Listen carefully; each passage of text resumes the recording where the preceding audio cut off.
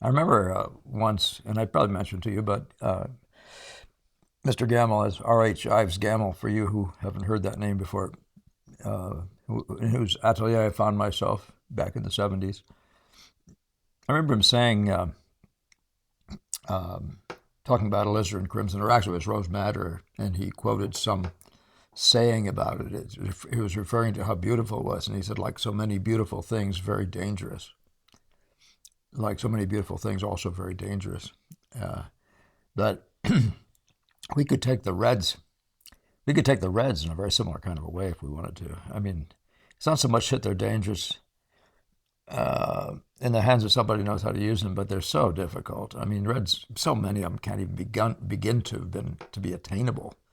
You can't match the roses of reds with our pigments on our canvases. You can't match those kinds of things.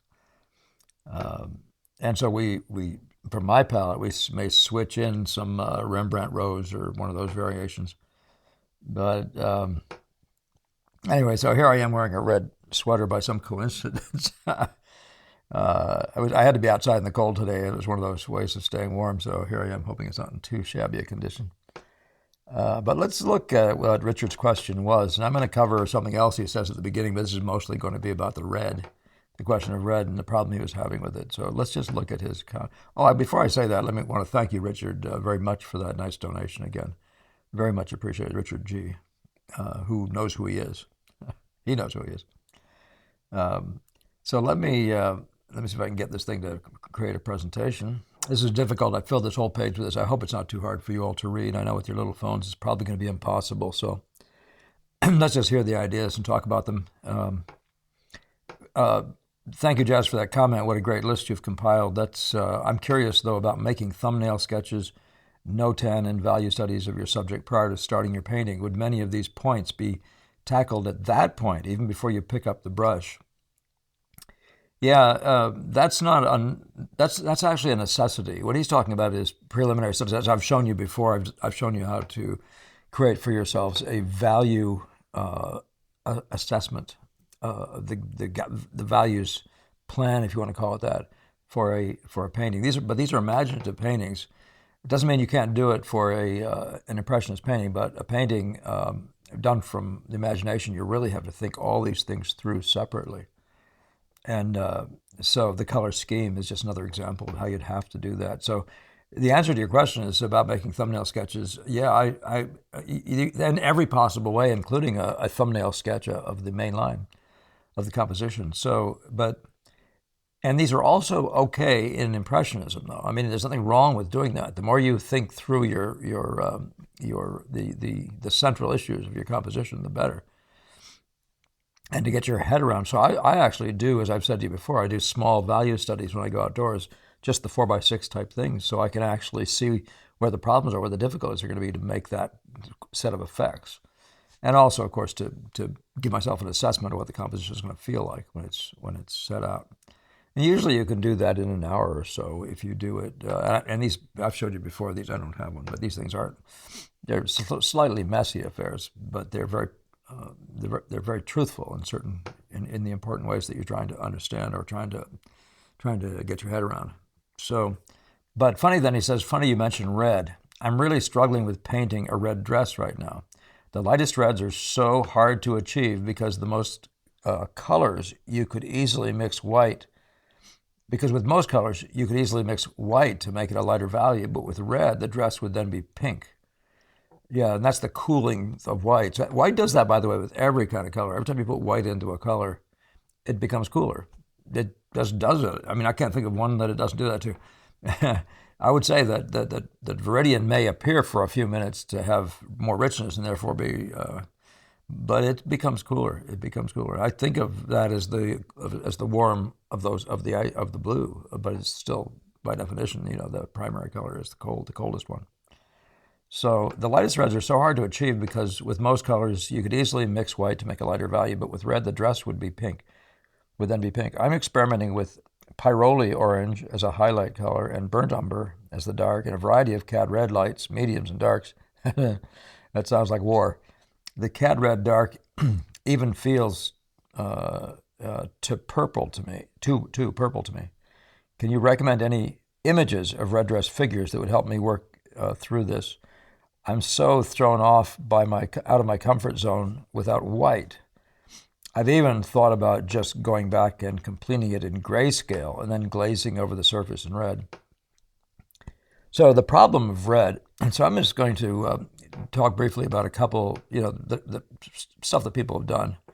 And I'm going to come back. I'm going to talk to you about this one and my problem with getting a silky dress, a kimono probably, or a variation on a kimono to look brilliant and shiny at the same time without turning pink, as you say. You can look at the left sleeve of this and say, oh, that does look like it did turn pink over there. In very strong light, of course, reds do lose, and all colors lose something of their, what you might call their innate color. They certainly lose typically their chroma. But let's just look at some reds, and then I'll come back to this and show you the things I had to think about in doing this. But my comment to Jazz was, yeah, I remember having that problem. That was right here where I had it. This is a study. It was the beginning of a painting that I had one of my students sit for, and which I never took anywhere. Although it was an intriguing prospect, with that background being, I think, a William Paxton screen, and the kimono. So it was all sort of a fitting into the Boston School thing, whatever that meant to me at the time. But let me just say, so this is a previous one I've shown you of my own work, but this one here, you can see these figures are just painted red. That's not going to be a red that's going to daunt you. Silky red, this kind of red is going to blow your mind. That's where you're going to have the difficulties. Really, really rich reds. So that's me doing that, and that's not a very good reproduction of that, even by a little bit. Actually, yeah, maybe this, I always wonder if this will work better. I'm just going to show you this and see if I can make it, let you see it. I'll put it over in front of me so you can maybe get some difference in the way this light makes it look compared to, I don't know where to turn that, compared to that photograph. It's just weird how of course, this light is also making this weird. This is a pretty warm light, pretty hot light, really. What, tungsten or something? So let's skip that. But here's Flandrin using red, and it looks like probably in the lower part of the pants, that probably was no kind of silk of any kind, but this probably was silken. And there's that problem where how do you manage to keep the right amount of orangeness? So it does, so the reds remain in that range between cool and warm that you want. And it's just a standard process, but problem. I mean, it's an everyday problem. In the case of the Holbein, and I don't think this is a very good reproduction, but I never thought that was a satisfying handling of that, which looks like a piece of silk to me, and I could be wrong. But and who knows what they were dealing with in those days with reds and that sort of thing. I suspect that in every category we have better stuff now, especially with the cadmiums. And certainly the other ones, as I mentioned before, like the Rembrandt Rose, whatever that's, the quinacridone. So, and then there's this other problem, and that is, you're painting a picture here, and you put a red hat on somebody, won't it eat the picture? Won't it eat the model, sit her up? So you will either find a hat that doesn't have these reds that blow you away, and if they're, and that won't blow the face away, you know what I mean? So the reds in the face will still have quality.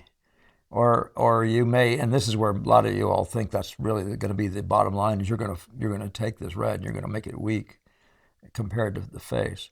But there's a chance that he did everything he possibly could to get the life in this color, which might have been just like yours. There's some spots here and some spots here which really suggest something. And then he's sitting in that pink place here. If that's true, I don't remember seeing all these little subtle movements in that picture when I saw it last, but that was some time ago, and my eyes are certainly better by now. But let me just talk about the problems that you face and that I ran into. The number one problem in hitting any color note, especially an exotic one, is accepting the limits of your palette and then saying, oh, given that. And so you say, all right, so that in my palette here, I only used alizarin and cadmium red. Didn't use any other tones. But you can see this rather hot light, intense light. You see this intense shadow, these darks, they're really full of color. So we're sitting here with this and we're saying, and this is the key to this whole game. This is the reason why impressionists can do this successfully, they put color first. The key is to go out there, and this is what do this as a 4x6 color study, and see if you can, and just start hitting notes and getting effects, and just treat abstractly, or in naive eye, just start getting all these sort of notes lined up in relation to each other. This has got to be the most chromatic color on the entire canvas, right? And you got to make sure that happens here. And you're going to say, what is that going to take to make that happen? Well, I just found that somewhere in there, pretty close to the cadmium pure, cadmium scarlet, that is. I'm sorry I missed saying that. I said, look, after messing around like you did, Jess, I said, look, I'm going to have to stay with the most chromatic version of that color if I want this to work at all. So I said, all right, let this be that light, and then that everything comes down from there. So whatever I did here, that begins to be the touchstone. And I suggest to you, when you're talking about the most chromatic colors in your picture, you want to do that. And then everything else in the picture finds its place. So what's so tempting with sight size is to say, oh, I can match that. We all did it, Oh, I can match that. I can match this. I can match. And then you put all these down, and then this poor guy here that you can't match is left behind, and it's going to stay permanently behind. So instead of doing that, you simply go and get this part first. And you get it, and as you see it happening at the major spots, like this would be one of those drama locations, then you start saying to yourself, well, if that's the case, then what must this be? And then what must this be? Then what must this be? You see what I mean? In terms of their intensities and other things. So, but that's the thing I find is the only thing that you can do to save yourself. Put color first. And I don't know that I even want to say more than that. You can see that I was trying to get power effects in here as well, right? And I've forgotten this long enough ago to not be able to tell you how close I was, but I know that this thing here stood out as the biggest light, the strongest light in the whole painting. So in the same way, though, as I saw that the hand had virtually no contrast with this light, but I yet had to get this color. In similar ways, you find yourself with these kinds of worlds where you have to say, this is very intense, this is very intense. Look at these things. These are really intense. And when you look at the whole field, these stay intense. So you don't wander around. And I just found that, by the way, another point is that simpler colors maintain their, the more you mix different colors together, the more I find you're not able to get this. So by the time this is done, this is probably just alizarin. It might be just alizarin. It might be alizarin plus a little teensy bit of cadmium scarlet. I would suggest to you, I don't think I did anything else. And so I hope that's not too brief for you, but that's the key. That's what I found to be the key. Go and find your most important color notes. I don't care if you're painting a woman in a red dress. Don't go painting her head and get that head that's pretty color. Go get the color scheme that will deliver the ensemble. Okay? And that means the most chromatic notes are going to sit here in these reds, and then you're going to find what value, color, and effect, whatever this is, that as a function of this. So now I'm repeating myself. So this is a short one, and I hope that really works for you. I hope you find how to do that, Jazz. But the entire answer to this is do it first. Do it beforehand. Figure it out before you start drawing. Okay?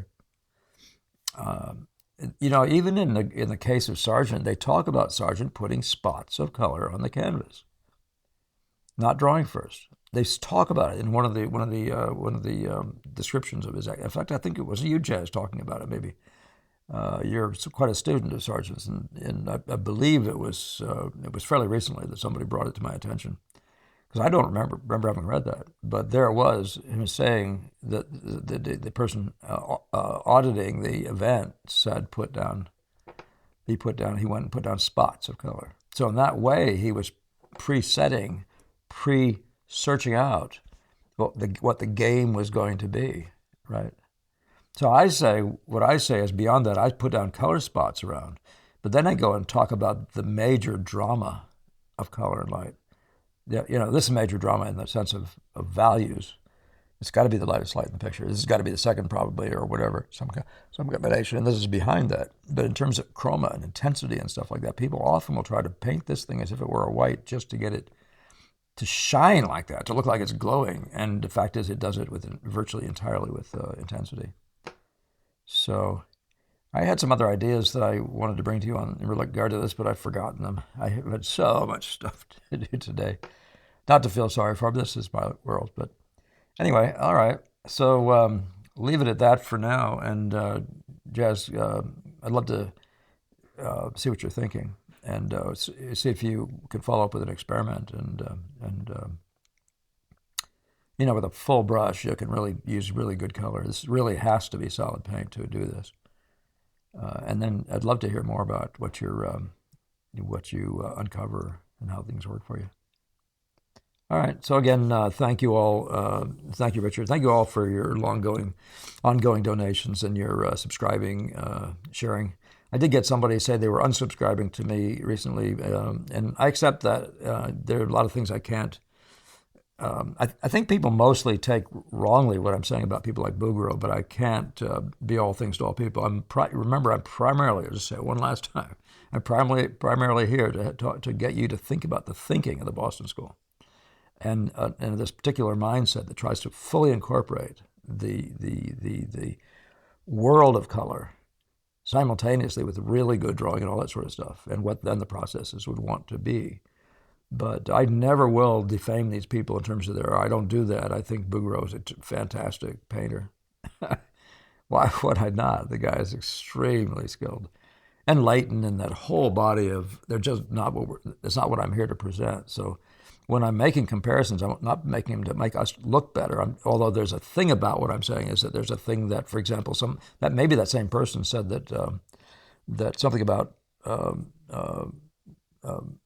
Bouguereau sort of being, having one of the top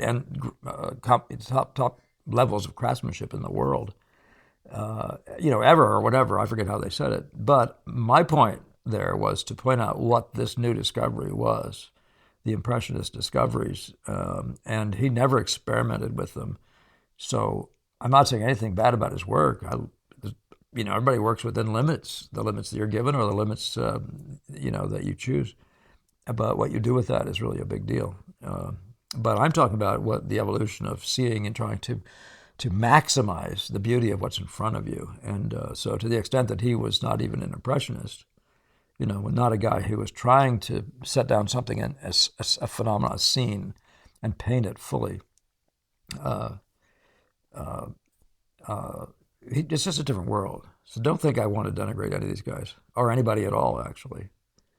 But I am celebrating the Boston School. I won't pretend anything otherwise. I'm trying to celebrate this way of thinking because of what it delivers in terms of your mastery of the look of nature. Light, color, plus good drawing with all that form, three-dimensionality and stuff like that. I want to get back to that question too, by the way. Who was that?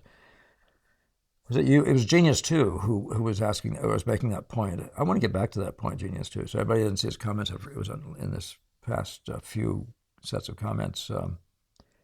Now I forget what it was, but there are a lot of interesting points regarding this way of painting and what's understood and what's not understood. I'll come back and talk about that in a different time. His was, I think, largely about form and the necessity of understanding form before our way of working, our way of thinking will work. And that's a really interesting conversation. All right, and another day, maybe the next one, I don't know. Okay, well, thank you all, again, as I said, for sharing, donating, for listening, and for commenting. I really like, there's a lot of very good comments this time. Keep them coming. And I do appreciate the comments that say that talk about your evolution, how you're beginning to enjoy painting more and all those. I like the personal side of this. So, okay, with that said, how about we say goodbye next time? Have a good week. Have a great Thanksgiving, by the way. This is Thanksgiving week. Have a great Thanksgiving, at least in the U.S. But a great time. Make it your Thanksgiving week somewhere. All right. Next time.